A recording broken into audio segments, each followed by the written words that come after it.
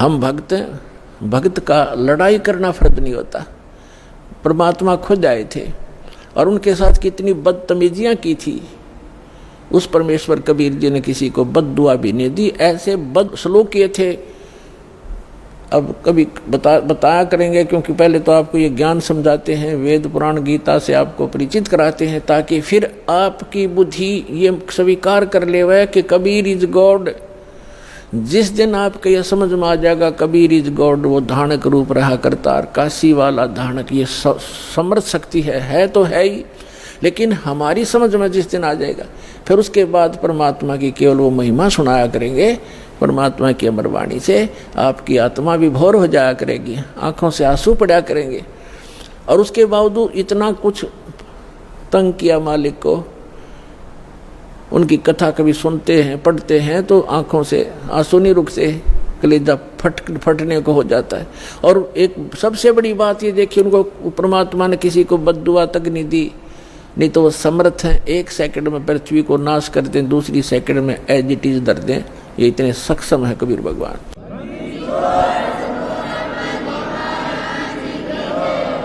उन्होंने उनको बद्दुआ नहीं दी, क्योंकि वो उनको मालूम था कि ये मेरे ही बच्चे हैं, इन्होंने भांग पी रखी है काल भगवान की, और इन दुष्ट लोगों ने मेरे बच्चों को मेरा विरोधी बना दिया काल के दूतों ने। और वो काल के दूत कौन है? वो गुरु पद पे, वो भी तो परमात्मा के बच्चे हैं। तो पुण्यात्मा, जब आपकी बुद्धि, आपका विचार सतर इतना ऊपर उठ जाएगा, तब हम आगे बढ़ पाएंगे। न तो रोज की किसी गेल मरले लड़के ये तो तैयार बैठे हैं, तो हमने अपने मिशन को सफल भी करना है, अपने आप को बचा के भी रखना है, और परमात्मा के ज्ञान को उसके बच्चों तक पहुंचाना है। कहते आत्म प्राण उद्धार ही ऐसा धर्म नहीं, और जीव का उद्धार करा दे इससे बड़ा कोई पुण्य नहीं है। देखो पुण्य तो वो भी है जैसे पक्षियों को दाने डाल दिए, कोई गौशाला धर्मशाला बनवा दी, कोई कुआं खुदवा दिया है, कोई बाग बगीचे लगा दिए, कोई भंडारे कर दिए, वो तो अच्छी बात है, कर दिए। और जैसे आज तो आपने पक्षियों को दाने डाल दिए, और वो पक्षी अगले जन्म में बन गया सूअर, फिर क्या डालेंगे?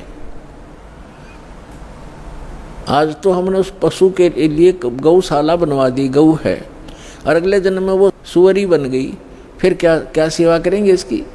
तो उसका एक तरीका बताया कि जो मानव शरीरधारी प्राणी है, इसमें उद्धार हो जाएगा इनका, इस परमात्मा की शरण माने से, कबीर भगवान की शरण माने से या सतभक्ति करने से उस आत्मा का फिर उद्धार हो जाएगा। वो ना गधा बने, ना पशु बने, ना सूअर बने, और फिर सतलोक चली जाएगी। अब कितना झंझट मिट गया। अब कहते हैं सतगुरु के उपदेश का लाया एक विचार,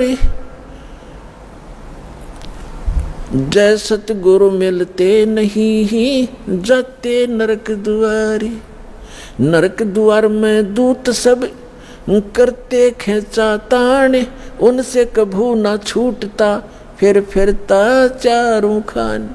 चार खानी में भ्रमता कभू न लगता पार, सो फेरा सब मिट गया हमारे सतगुरु के उपकार।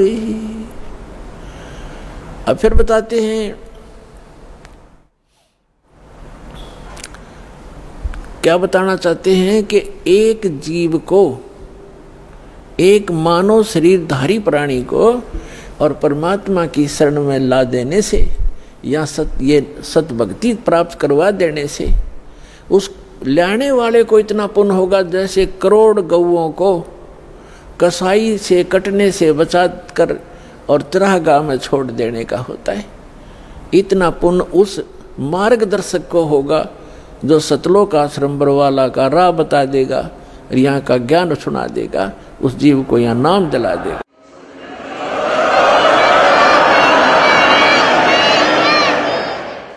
तो फिर उसके बाद कहते हैं उस भक्त का सारा बाईपास निकल गया, सतगुरु मिल गए, सतगुरु के उपदेश का लाया एक विचार, और जय सतगुरु मिलते नहीं हम जाते नरक द्वार।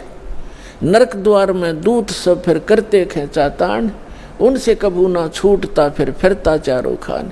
चार खानी में भ्रमता और कभू न लगता पार, और 100 फेरा सब मिट गया मेरे सतगुरु के उपकार। ओए अब ना वो पशु बने, ना पक्षी बने, और ना कोई और नरक में जावे, तो कितना बाईपास निकाल दिया परमात्मा की कृपा से, उस सच्चे नाम से वो कितना बाईपास निकल गया। तो इस प्रकार कहते हैं आत्म प्राण उधार ही,